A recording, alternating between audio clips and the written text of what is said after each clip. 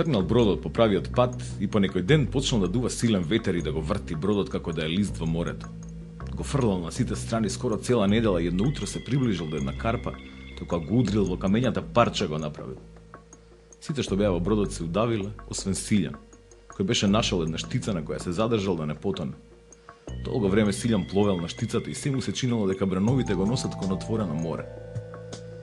Но после долго време стасал до копно и така се спасил. Долго гледал во морето да не случајно види дали има уште некој што се спасил. Арно амаджаве гледал и чекал зашто сите од бродот се беа удавили. Кога Силјан видел оти никој не излезе, тргна да оди и да види што земја е тоа. Одел Силјан по една планина и кога стасал до врвот, видел надолу едно поле обкружено со планини. Одел и одеднаш за едни грмушки слушнал некакви гласови.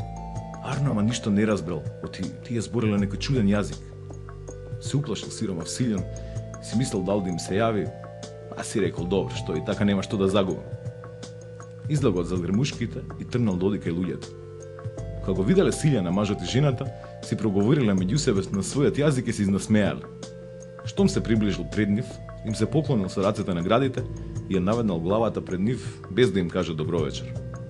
Боре, што не проговориш бе Силјане да речеш добровечер, да не онеме од морето што си пливал или од нешто друго? Сакав стрико да проговорам, ама не знаев дали го зборите мојот јазик. А вие, ете сте ми го знаеле дури името, рече Силјан. Ви се молам стрико да ми кажете од кај ме познавате, како ми го знаете името. Дали те довел ветрот во нашата земја, кај што човек досега не дошол, ќе ти кажам од кај те спознава, зашто си имал среќа да се видиш со мене и да бидеш мој гостин.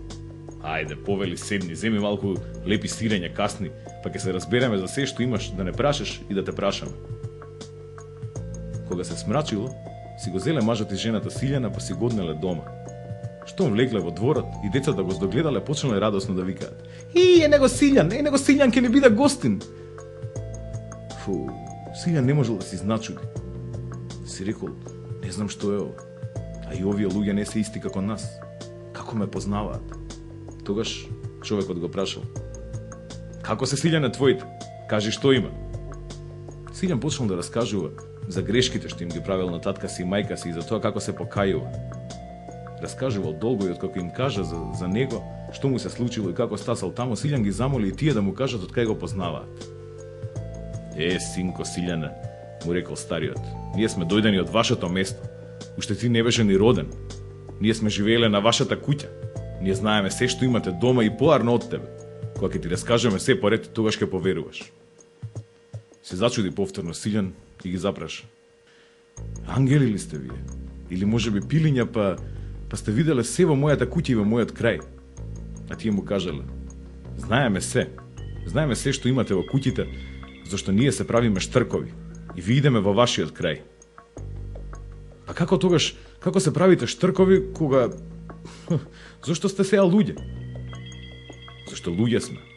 А за штркови што се правиме, си имаме од дедо и прадедо клетва. Зашто тука ние, Силјане, не можеме да родиме деца, според една стара клетва што ни е оставена од дедо и прадедо. Имало во старо време некој си старец, што бил како светец на оваа земја. А во тоа време децата ни биле многу лоши. Не ги слушале татковците и мајките, а пак татковците и мајките уште полоши. Ниту ги учеле, ниту ги воспитувале своите деца. Само тој старец ги учел и децата и мајките и татковците да не прават така, зашто големо зло ќе ги снајде.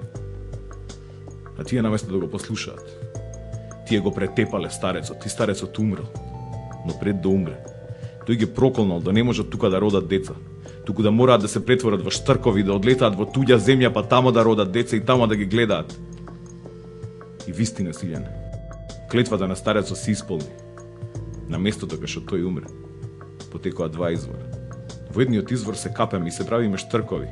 И прелетуваме и бело и црно морето, ќе појдеме во вашата земја и таму деца ќе родиме и ќе ги изгледаме. Повде ќе си дојдеме и ќе се искапеме во другиот извор и пак луѓе ќе се сториме.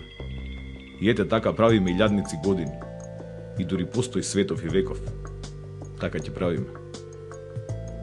Туку ајде да одиме на изворите за да видиш како се претвараме во штркови и како после од штркови пак стануваме луѓе.